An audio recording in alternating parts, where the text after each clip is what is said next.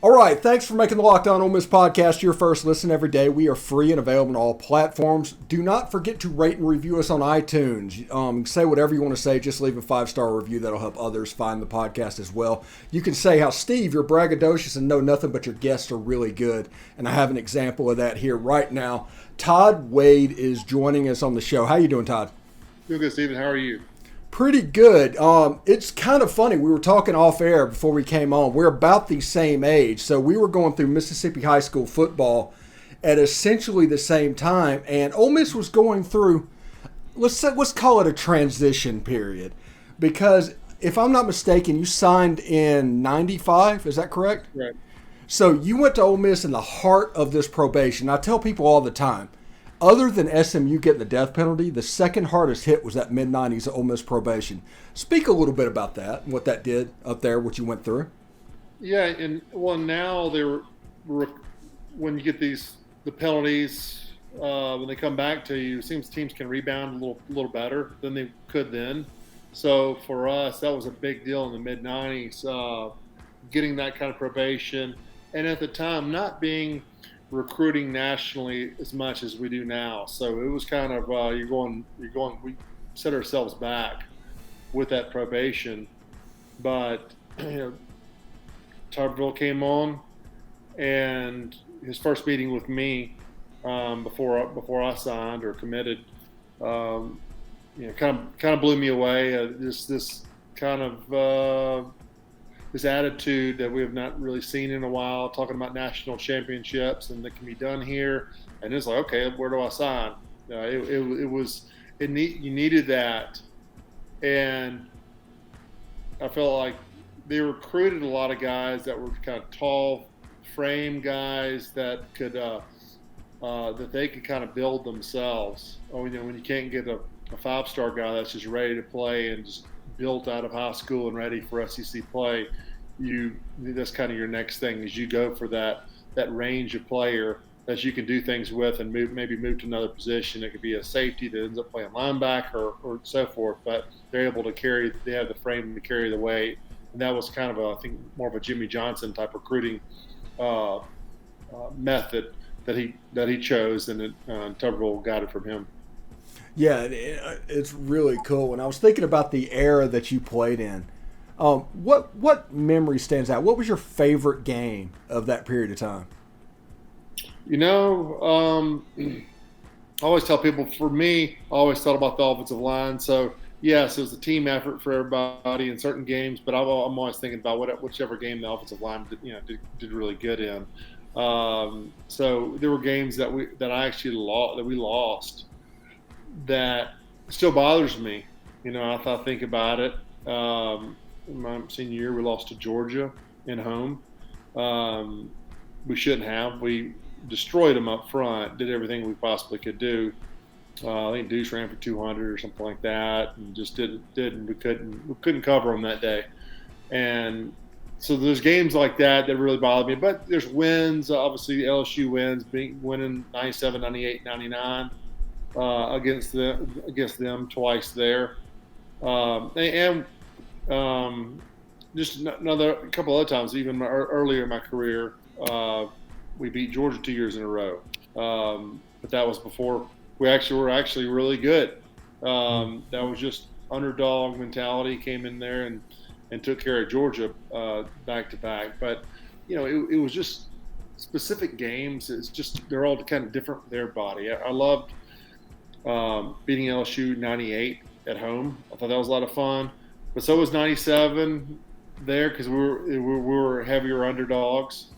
And I think they might have been ranked 4th or 8th, maybe 8th in the country at the time. So it was a big win for us there, and it really got our program going.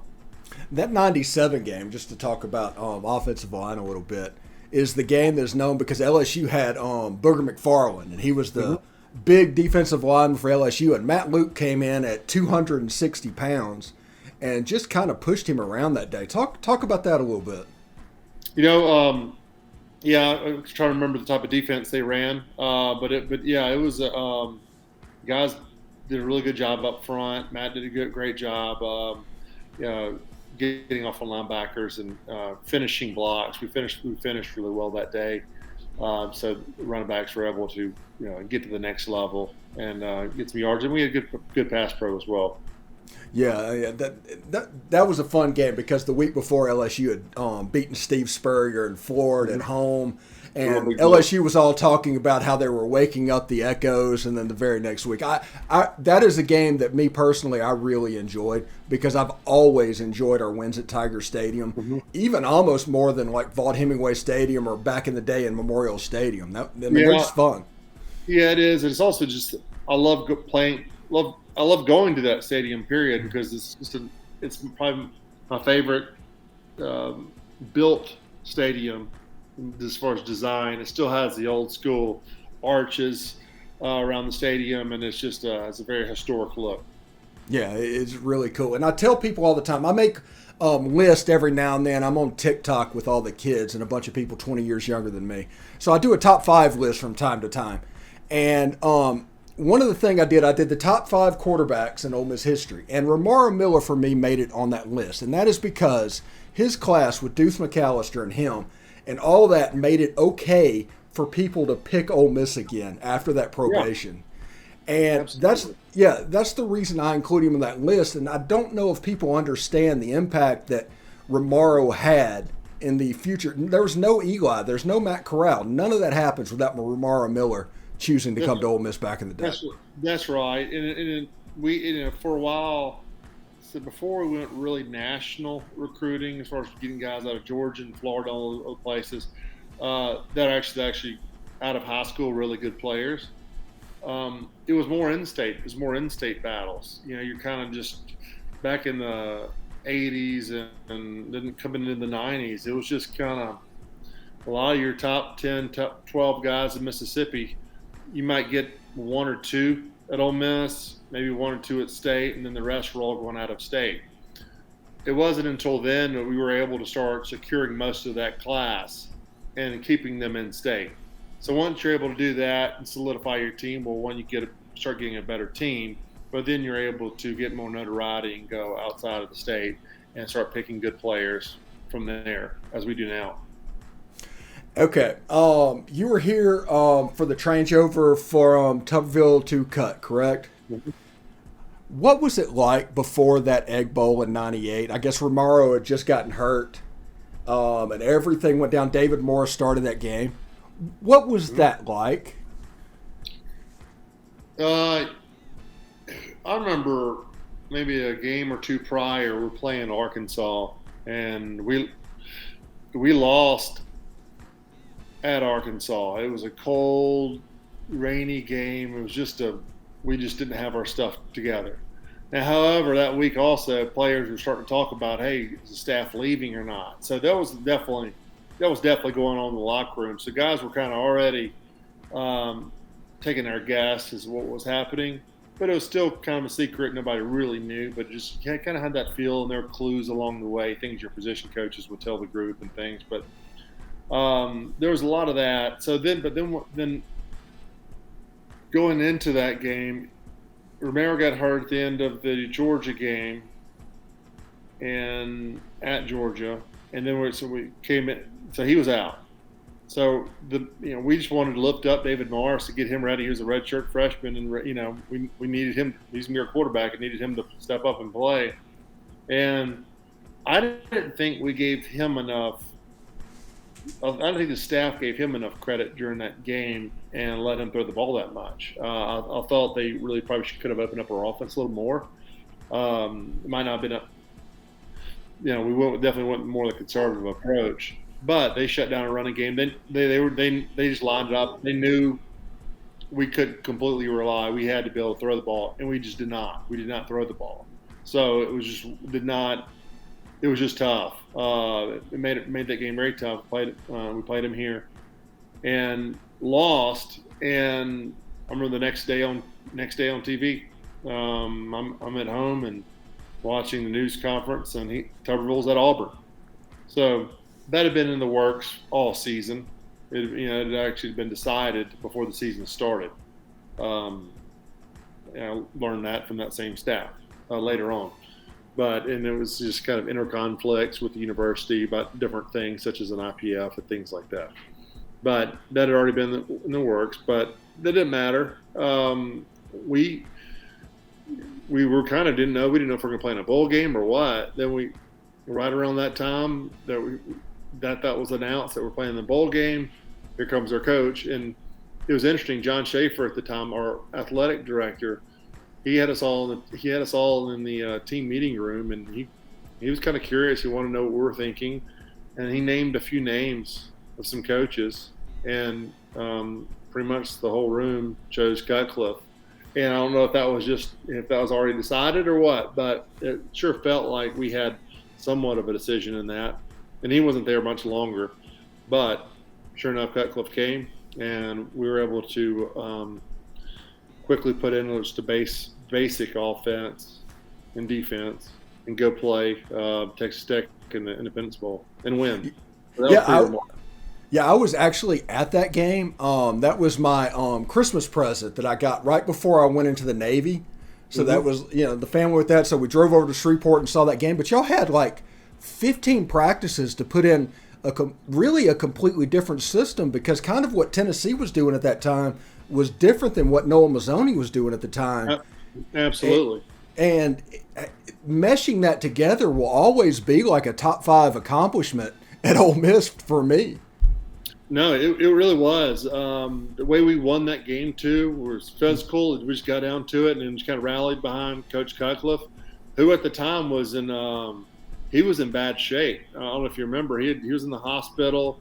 He had health issues, too, so we didn't know how bad it was going to get or what. So we rallied behind him, and he was on the sidelines. If you go back and watch that game now and look at him, I mean, he looked like an old man. And, he was really, I mean, it got him bad. I mean, they got him out of the hospital and everything, but it was interesting. He was fighting it out there just to be walk on that sidelines. And we took care of him, and, something to build on going into his first season. Yeah. Anyway, let's talk about the 2022 team for a little bit, specifically the offensive line. It's not very often I have an expert, and I will call you an expert on the offensive line because you played in the league doing it. But we have 4 starters coming back. The offensive line is going to be the undisputed leader of this team. Mason Brooks transfers in, and you have Zach Evans and Ulysses Bentley in the backfield. This is a recipe for a high-running offense, right? Yes, it is. And I know the staff is very excited about our new running backs as well. It's our top 2 guys that are. There's a lot of promise, and you usually don't hear that from assistants. They're usually a little more conservative about what they say. So they think a lot about our running backs now, and where that can go. For getting back 4 stars in the offensive line is a really big deal, and those guys should be the leaders. I've always had a funny thing, and I've had a coach before mention this, but your leaders. And Joe Gibbs actually, I was playing with the Redskins, mentioned this. And your leaders should come not from the quarterback, not from the running backs. You should come from the big guys up front, because those are the guys that you visualize as your leaders. It starts with them. It starts with the big guys. So, I remember, gosh, it might have been when Coach Nutt was here. They're talking about Dexter McCluster. Dexter McCluster was the leader of the offense, and he was awesome, great player. However, that's not – if you really sit down and think about it, it doesn't make a whole lot of sense. It's going to be these guys up front, offensive line and defensive line. That's where it starts. I mean, when if the team's getting ready to get in a fight, is the leader going to be up front? Is the quarterback going to be now? Corral, that might be a different story. He might be the first guy in there, but it's just going to be your big guys up front. So it is, and they need to know that offensive line, because that is where it starts. And those guys, the team. If they're doing their job and playing well, it resonates with the rest of the team, especially on the aggressive front, and sets the tone for the rest of the team. Okay, one more question, and I'll let you go. I do appreciate you joining us today. Jeremy James is moving from right tackle to left tackle, and Nick Broker is moving from left tackle to left guard. Mm-hmm. Explain the differences and what goes into those moves for different people and why that might be happening. Well, first, moving from right tackle to left tackle, it depends on your experience playing that position. Someone's been playing, if for instance, someone's playing right tackle all their life, and then they have to go to left-handed stance, their weight position may be a little more, they might be leaning more to the left in their stance, so they've got to balance that and have more of a balanced stance and setup. So that takes time to get used to. I would move over a little bit on the left, especially during practice in the NFL, just in the event that something happened, and it felt very strange because I played right tackle all my life. So it's not going to be that much different position-wise from right tackle, left tackle as it be from left tackle, left guard. But left tackle, left guards should be a little bit easier for Broker. The fact that you can get on your guy quicker. It's just like a tackle. If you're going to run play action and you're jump setting the defensive end, you're trying to get your hands on them as fast as possible. It's going to be the same way for left guard, but it's different. You're operating in space that's different, so your timing's off. So it works differently like that, but it's different for everybody else. It can be how you're built, how your stance, everything. Some people, it's more natural for people to switch. I think both of them will do that and be successful. I think it's a good move. I think it's a good move for Broker, who's been a really good left tackle for us, and maybe for his future as well. Playing left guard, he could possibly get drafted as a guard. So this is something that he could embrace. That could really help his career and obviously help Ole Miss. But same thing about switching from right tackle to left tackle. Those are both big moves, but I feel confident they'll be able to do that. And having Broker over there, him moving to left guard, it's like you got your guy right next to you that played the position for a while and knows what he's doing. He's smart, so the communication there, which is huge, should be satisfactory. All right. Get more of your SEC by making Locked On SEC your second listen every day. Chris Gordy and his local experts make Locked On take you across the SEC in 30 minutes. Make Locked On SEC your second listen every day. Todd, thank you so much for joining us today. I hope I can talk to you again, especially as football season gets going. Anytime. Look forward to it. And anyway, I hope you have a great day, and thank you for coming on the show, man. Yeah, Steve. Thank you. All right. Hotty toddy. Bye, Todd.